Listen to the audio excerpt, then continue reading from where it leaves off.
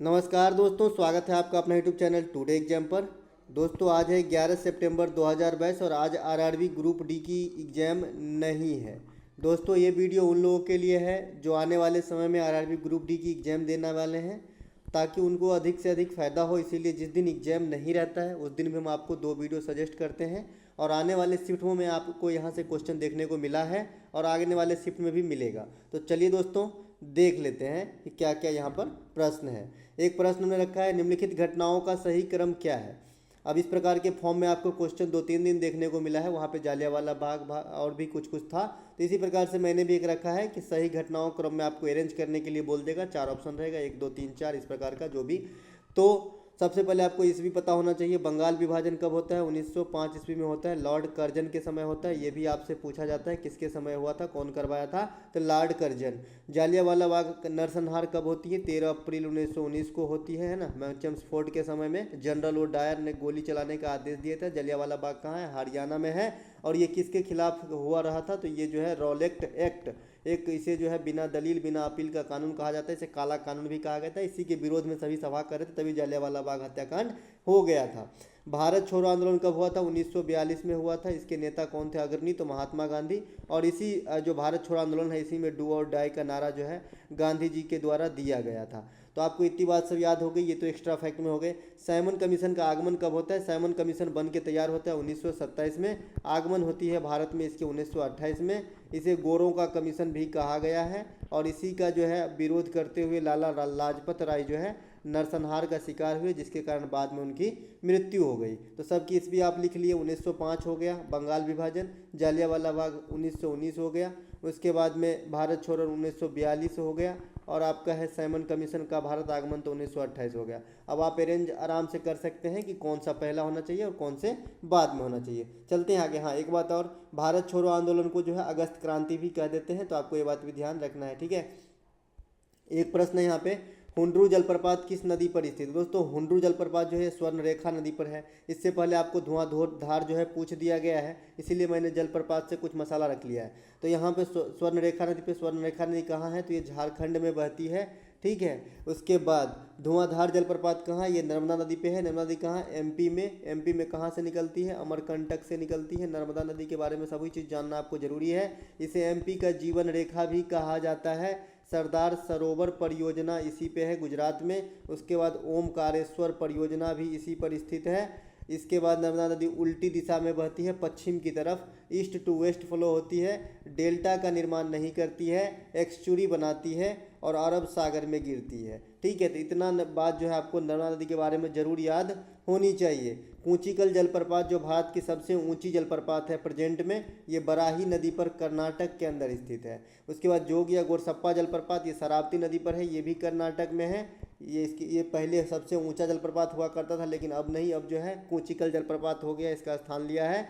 इसके बाद मैं आपको बता दूं कि भारत का न्यागरा कहा जाता है जलप्रपात जो है, ये आपको चित्रकूट जलप्रपात को कहा जाता है, जो छत्तीसगढ़ में स्थित है। तो इतनी बात आपको जलप्रपात से याद रखना है। साथ ही साथ अगर विश्व की सबसे जो है ऊंची जलप्रपात आपसे अगर मान लो पूछ दिया जाए तो एंजील जलप्रपात हो जाएगा, ठीक है।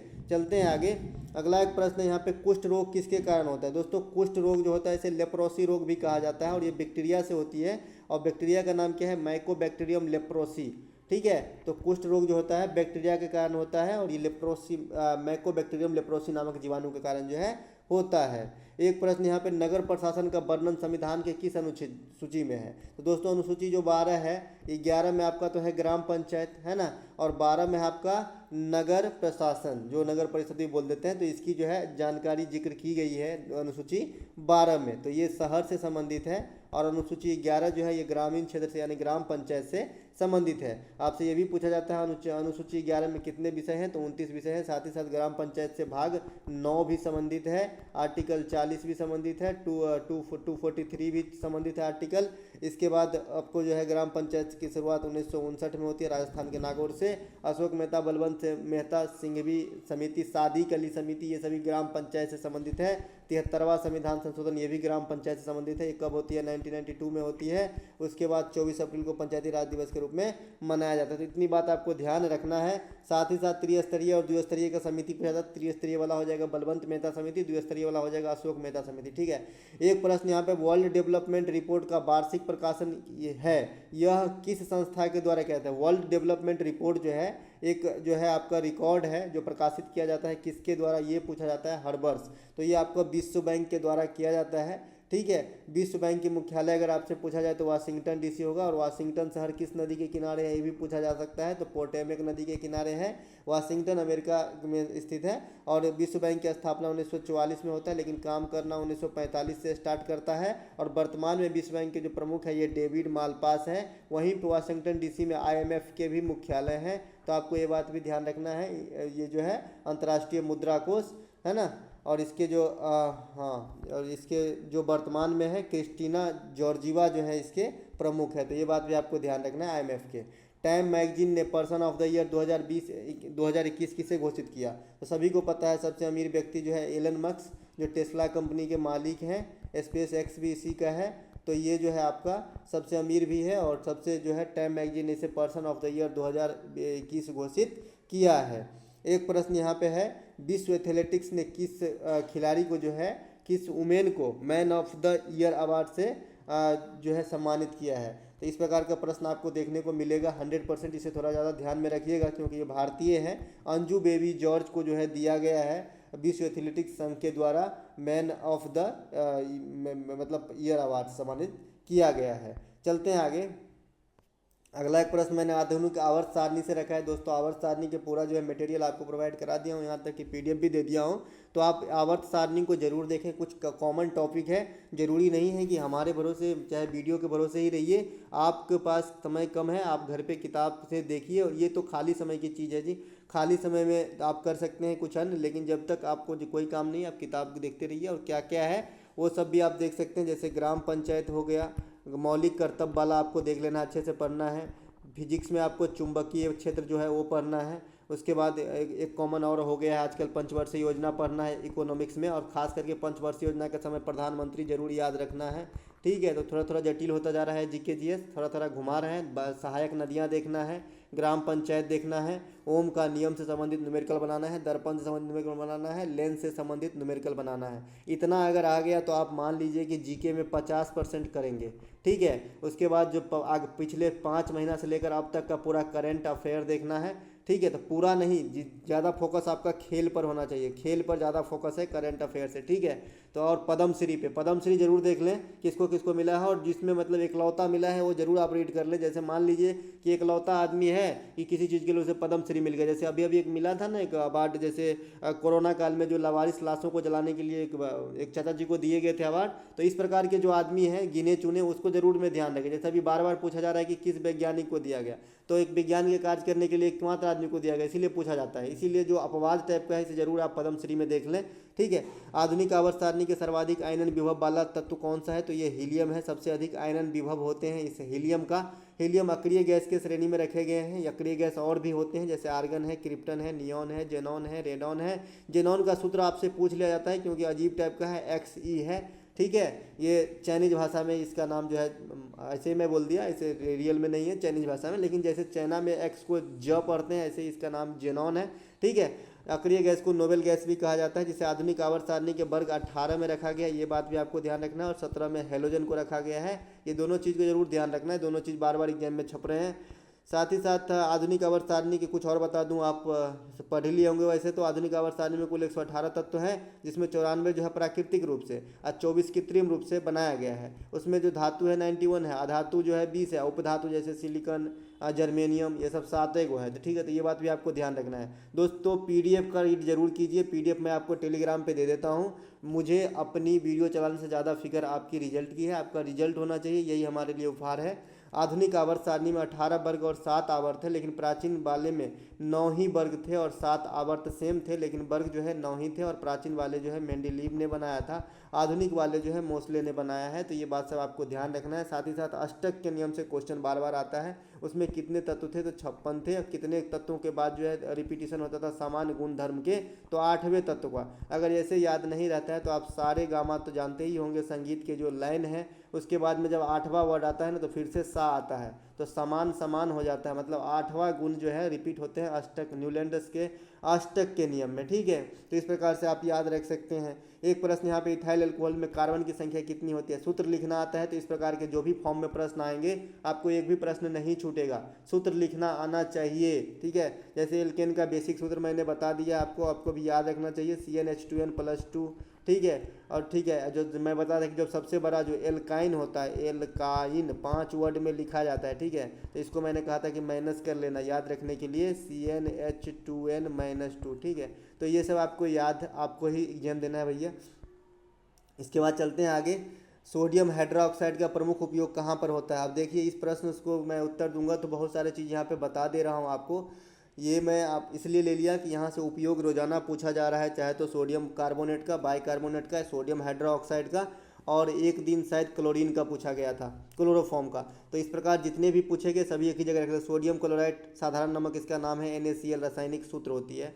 भोजन निर्माण में तो होता ही है, अचार वगैरह के परीक्षण में होते नमक का जहाँ जहाँ उपयोग होती है, इसीलिए यहाँ ये नहीं पूछा जाएगा। ठीक है, सोडियम क्लोराइड का नहीं पूछा जाएगा उपयोग, क्योंकि नमक से सभी वाकिफ़ हैं अच्छे से, कभी नहीं पूछेगा एग्जामिनर, इतने भी मतलब उनका कम दिमाग नहीं चलता है। Sodium hydroxide NaOH caustic soda बार बार पूछा जाने वाला है। साबुन के उद्योग में होता है, कागज के उद्योग में भी होता है। अपमार्जन के निर्माण, अपमार्जक क्या होता है, सर्फ जिसे बोलते हैं ना उसे हम अपमार्जक बोल देते हैं देसी मतलब स्टैंडर्ड लैंग्वेज में। पेट्रोलियम शोधन में भी होता है और कपड़ा निर्माण के उद्योग में भी होता है, डाई क्लीनर्स वगैरह में। तो आप कास्टिक सोडा का जो उपयोग है जरूर देख लें 1-2 बार। साबुन तो हो गया कॉमन, होता ही होगा भाई, सोडा है ना, साबुन होगा, तो ये याद, जो आपको याद ऐसे ही हो उसे याद करने की जरूरत नहीं है। जैसे साबुन हो गया और कपड़ा निर्माण हो गया तो आप जानते हैं सोडियम हाइड्रोक्साइड का प्रयोग होता है। बाद बाकी जो बच गए जैसे कागज, पेट्रोलियम शोधन, ये ऐसा लगता है कि इसमें नहीं होता होगा, तो यही आपको देखना है। ठीक है, सभी नहीं देखना है। कैल्शियम हाइड्रोक्साइड CaOH2 चूने का पानी बोलते हैं इसे, चमड़ा उद्योग में होता है टैनिंग करने में। अम्लीय मृदा को अम्लीय मृदा को उसको जो है उपजाऊ युक्त बनाने में,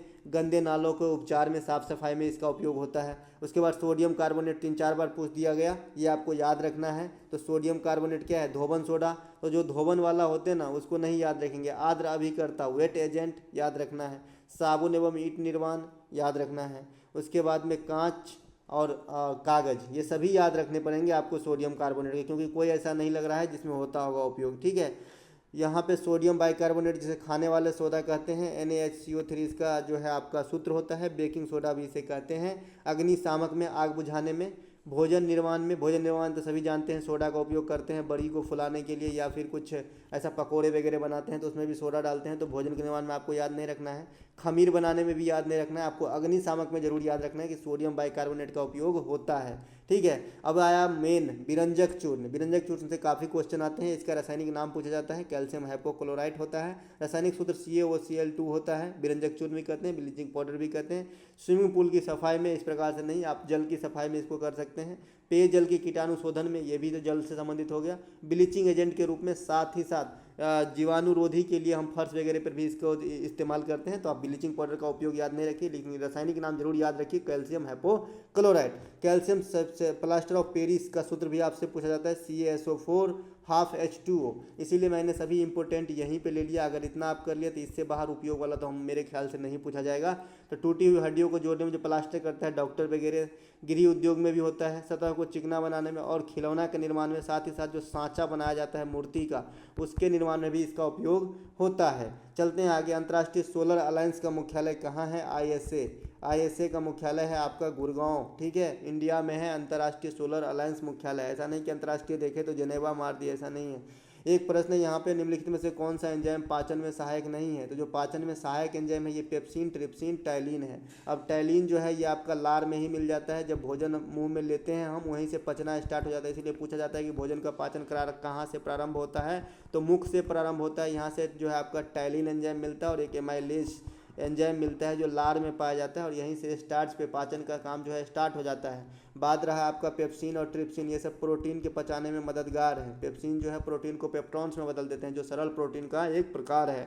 चलते हैं आगे। अमीबा का मुख्य यूरिया उत्सर्जी अंग कौन सा? अब यूरिया उत्सर्जी अंग कहने का मतलब जैसे इंसान के अंदर यूरिया उत्सर्जी अंग क्या होता है, उसका जो है किडनी है ना। किडनी ना पेशाब को जो है रिलीज करता है, मतलब उसमें जो पदार्थ होते हैं जो अपशिष्ट मतलब अपशिष्ट है उसे बाहर करने का काम करता है। तो वैसे ही अमीबा में जो है ये त्वचा जो है इस प्रकार का काम करता है, आपको याद रखना है, ठीक है। अमीबा।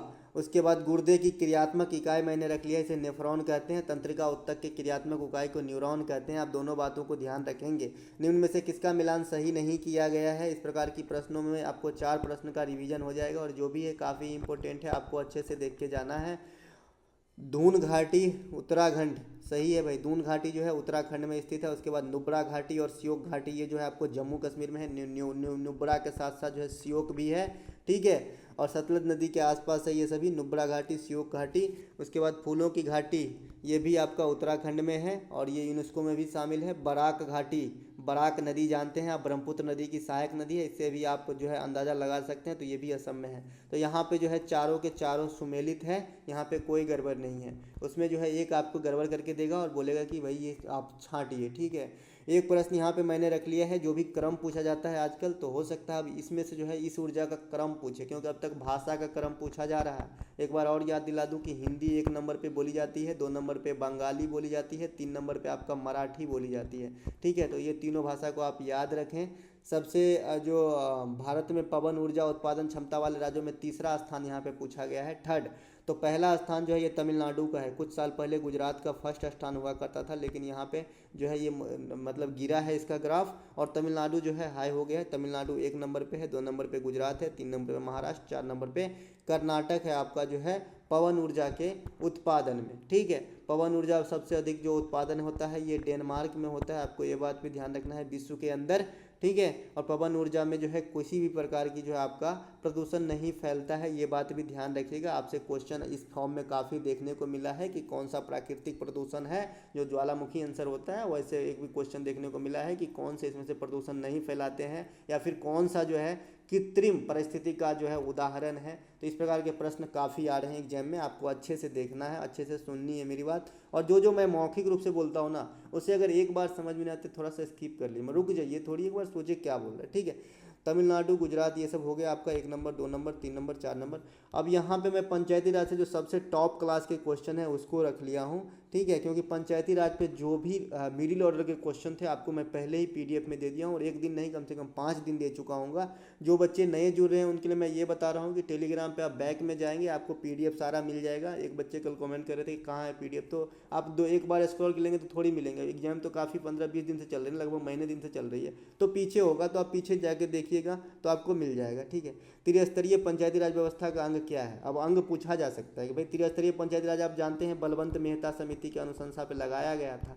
तो ये भाई इसके अंग क्या क्या होते हैं? तो ग्राम पंचायत होते हैं, पंचायत समिति और जिला परिषद है। जैसे जो नॉर्थ ईस्ट मतलब नॉर्थ साइड के जो लोग हैं, जैसे हम लोग हैं यूपी बिहार के, तो वहाँ पे आप त्रिस्तरीय पंचायती व्यवस्था को देखते होंगे, तो इस अंग से आप वाकिफ होंगे कि ग्राम पंचायत है, पंचायत कहाँ है हमारा, पंचायत समिति सदस्य मतलब वार्ड सदस्य कौन है, इस प्रकार से जिला परिषद, ये सब जो है काफ़ी कॉमन चीज़ है, तो याद कर सकते हैं आप। लेकिन जो नहीं है तो कुछ ऐसे राज्य है जहाँ पर द्विस्तरीय पंचायती राज है, कहीं पे 3 स्तरीय है। तो द्विस्तरीय वाले में सिर्फ ग्राम पंचायत और पंचायत समिति होता है, और एक जो और था त्रिस्तरीय में जिला परिषद, ये नहीं रहता है, ठीक है। उसके बाद 4 स्तरीय पंचायती भी होती है जो आपका पश्चिम बंगाल में लागू है, ठीक है। तो ये ग्राम पंचायत, अंचल पंचायत, आंचलिक परिषद और जिला परिषद। तो इसमें एक जो है त्रिस्तरीय पंचायत से एक जो है आपका आंचलिक परिषद जो है बढ़ जाता है, ठीक है। तो ये बात आपको ध्यान रखना है। साथ ही साथ पंचायती राज व्यवस्था पर कितना चर्च मैंने कर ही दिया है और PDF रखा ही है, इससे पहले भी अभी मेहता समिति वगैरह सब कर ही दिया।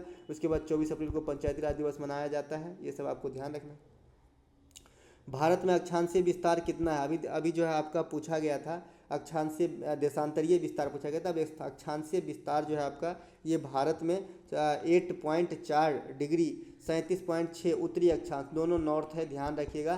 साथ ही साथ इसका देशांतरीय विस्तार जो है 68.7 से 97.25 है। तो आपको ये बात भी ध्यान रखना है। इसके बाद इसका जो टाइम है ये ग्रीनविच से 5.5 घंटे आगे चलता है, क्योंकि भारत जो है 82.5 डिग्री पूर्व की ओर है ना। तो आपको ये बात भी ध्यान रखना है, जो भी ग्रीन बीच, मान लीजिए ये ग्रीन बीच है और ये आपका ईस्ट है और ये वेस्ट है, जो भी कंट्री इसके ईस्ट में होगा उसका टाइम हमेशा आगे चलेगा, और जो भी कंट्री वेस्ट में होगा उसका टाइम हमेशा पीछे चलेगा। अब कितना पीछे चलेगा ये डिपेंड करता है कि कितना दूर है इस ग्रीन बीच से। जैसे भारत जो है 82.5 डिग्री पूर्वी देशांतर है, तो यहाँ से 82.5 को आप 1 मिनट, एक देशांतर में जो है ना 4 मिनट का अंतर होता है। तो 82.5 को आप 4 से गुना करेंगे तो हमारे ख्याल से 330 हो जाएगा। 330, 6×5 = 30, 3, हाँ, तो 5.5 घंटे का जो है अंतर हो जाता है ग्रीनविच और भारत के समय में। उसी प्रकार से अगर ये पश्चिम में होता है ग्रीनविच से तो 5.5 घंटा पहले होता, ग्रीनविच से पीछे चलता समय, लेकिन हमारा आगे चलता है क्योंकि मैं ग्रीनविच से पूर्व में हूँ। ठीक है, तो इस पर से प्रश्न एक आ जाता है कि भाई ग्रीनविच से पूर्व में जाने पर दिनों की संख्या जुड़ती है घटती है, तो जुड़ेगी। ठीक है, एक प्रश्न आ जाता है यहाँ पे कि भारत में क्षेत्रफल के हिसाब से कुल कितनी भूमि है, तो यहाँ पे 2.4% है और 7वां सबसे बड़ा देश है। पहला जो देश है ये रूस है। ठीक है, तो ये बात आपको ध्यान रखना है, यहाँ से भी क्वेश्चन आना स्टार्ट हो गया है। अब मैं आपको यहाँ पे कुछ रखा हूँ जी, यहाँ पे ये मैं बार बार याद दिलाता हूँ, आपको आना ही चाहिए। 3-4 नंबर घर से ही फिक्स करके जाएँ आप एग्जाम देने, आपके लिए जो है मनोबल भी बना रहेगा कि भाई ये आएगा तो मैं छोड़ूंगा नहीं, और आना ही आना है, क्योंकि सब दिन आज तक भी एक दिन स्किप भी नहीं किया। ठीक है, विदेशी मामले, नागरिकता, शेयर बाजार, जनगणना, यह सब भारतीय संविधान की किस सूची में है, तो ये संघ सूची में है। कुछ आपको संघ सूची की विषय देख के जाना है, शिक्षा संवर्ती सूची की विषय है। ठीक है, साथ ही साथ लॉटरी, सुनने में ऐसा लगता है कि भाई ये कहाँ की वो, लेकिन लॉटरी भी जो है आपका संघ में है, तो ये बात भी आपको ध्यान रखना है। चलते हैं आगे। एक मैं यहाँ पे आपको न्यूमेरिकल फिर से रिवाइज करवाऊंगा और एक न्यूमेरिकल आपके भरोसे छोड़ूंगा, आप मुझे बना के आंसर पोस्ट जरूर कीजिएगा। 25 ओम के 2 प्रतिरोध श्रेणी क्रम में 50 वोल्ट की बैटरी से जुड़ी हुई है, तो परिपथ में धारा का जो है प्रवाहित होगा। तो 25 ओम के 2 श्रेणी क्रम है, श्रेणी क्रम में टोटल प्रतिरोध क्या होता है, R1 + R2 होता है। तो आपका टोटल प्रतिरोध कितना हो गया, 50 हो गया। 50 बराबर V बराबर RI होता है, तो V बराबर RI होता है। तो R गुने I का मान अब निकालेंगे और V का मान कितना है, 50 वोल्ट है। तो 50 से 50 कट गया, आपका I बराबर जो है 1 एम्पियर की धारा जो है फ्लो होगी परिपथ में। ठीक है, समानांतर क्रम में होता तो 1/R बराबर 1/50 + 1/25 + 1/25 कर लेते, 25 एलसीएम 2/25, तो R का मान 25/2 हो जाता। 25/2 × I बराबर 50 हो जाता। ठीक है, तो 50 दूनी की 50, दूनी की 4 एम्पियर जो है आपका धारा फ्लो होता जब समानांतर क्रम में होता। ठीक है, किसी लेंस की फोकस दूरी 40 सेंटीमीटर, उस लेंस की क्षमता पावर बराबर क्या होता है, 1/f मीटर होता है, और इसको जब घेर देते हैं जो आंसर आएगा वही इतना डायप्टर आपका आंसर होगा। ठीक है, लेकिन मीटर को हमेशा सेंटीमीटर में ज़रूर बदलें। अब मैं को बार बार आपको बता रहा हूँ, मीटर को सेंटीमीटर में ज़रूर बदलें। अगर आप नहीं बदलना चाहते हैं तो P बराबर 100 सेंटीमीटर लिखें। ठीक है, और इतना डायप्टर आपका आंसर होगा। यही चीज़ आएगा ना जी जब आप करिएगा, देखिए P बराबर 1/40/100 करेंगे तो 100/40 हो जाएगा, तो जो सेंटीमीटर में रहेगा वो नीचे आ जाता है, तो एक सूत्र ये भी होता है। ठीक है, चलते हैं आगे। किसी गोलीय दर्पण की वक्रता त्रिज्या 25 सेंटीमीटर, तो फोकस दूरी, तो F बराबर क्या होता है, R/2। ये मुझे आप जो है पोस्ट कीजिएगा कितना आया। ठीक है, और नीचे वाला सवाल भी आप ही बनाओगे जी। उत्तल दर्पण में प्रतिबिंब की दूरी 40 सेंटीमीटर, वस्तु की दूरी 60 सेंटीमीटर, और फोकस दूरी क्या होगी। आप दर्पण सूत्र जानते हैं, 1/f बराबर 1/v + 1/u होता है। ठीक है, अब उत्तल दर्पण कहा गया है, उत्तल दर्पण में कैसा प्रतिबिंब बनता है, हमेशा हमेशा काल्पनिक। ठीक है, और मैंने जब भी कहा है कि उत्तल दर्पण कुछ इस प्रकार का होता है और काल्पनिक प्रतिबिंब बनती है। फोकस दूरी मान लीजिए कि यहाँ पे रहे और इसमें काल्पनिक प्रतिबिंब बनती है, तो आपको F जो है पॉजिटिव लेना है, U हमेशा निगेटिव लेना है, चाहे अवतल दर्पण हो, चाहे उत्तल दर्पण हो, चाहे अवतल लेंस हो, चाहे उत्तल लेंस हो, माफ़ कीजिएगा। तो सभी में जो है वस्तु की दूरी हमेशा निगेटिव और प्रतिबिंब की दूरी जो है उत्तल दर्पण में हमेशा पॉजिटिव, क्योंकि जो भी काल्पनिक होता है उस समय प्रतिबिंब की दूरी पॉजिटिव होगा। अवतल दर्पण में भी सेम केस है, लेकिन केस अलग अलग है भैया। अवतल दर्पण में जो है काल्पनिक वास्तविक दोनों बनता है, तो जब वास्तविक बनेगा तो निगेटिव लेना है आपको, यही प्रतिबिंब की दूरी भी, और जब काल्पनिक बनेगा तो वहाँ भी पॉजिटिव लेना है। ये याद रखिए कि काल्पनिक जब जब बनता है तब तब भी पॉजिटिव होता है, यू हमेशा निगेटिव होता है, अवतल दर्पण में एफ हमेशा पॉजिटिव होता है। तो आपको ये बात इतना ध्यान रखना है। इसी से आप मुझे सॉल्व करके बताइएगा कि इसका आंसर कितना आया। अगर अच्छा लगा हो तो लाइक कर लीजिएगा, और साथ ही साथ मिलते हैं। आपको जो है आज मैं संभावित मैथ के सभी पैटर्न को दिखाऊंगा कि क्या क्या आपको पढ़ना चाहिए। आते हैं कुछ देर में एक वीडियो लेके, वो ज़रूर देख लीजिएगा, और आपको अपने हिसाब से प्रैक्टिस करना है जम के, जो भी समय आपके पास है, और एग्ज़ाम जो है अच्छे से दीजिए। और कोई प्रेशर नहीं लेना है, क्योंकि एग्ज़ाम की लेवल जैसे ही शुरू में चल रहा है तो वैसे भी आज ही चल रहा है। कोई एक दिन रीजनिंग थोड़ा टफ कर देता है तो मैथ ईजी कर देता है, जीके जीएस थोड़ा टफ किया तो अन्य विषय इजी कर देता है। तो ऐसे चलता रहता है, कोई भी ज़्यादा घबराने की ज़रूरत नहीं है, कोई भी टेंशन लेने की ज़रूरत नहीं है। मिलते हैं नए वीडियो में। जय हिंद दोस्तों।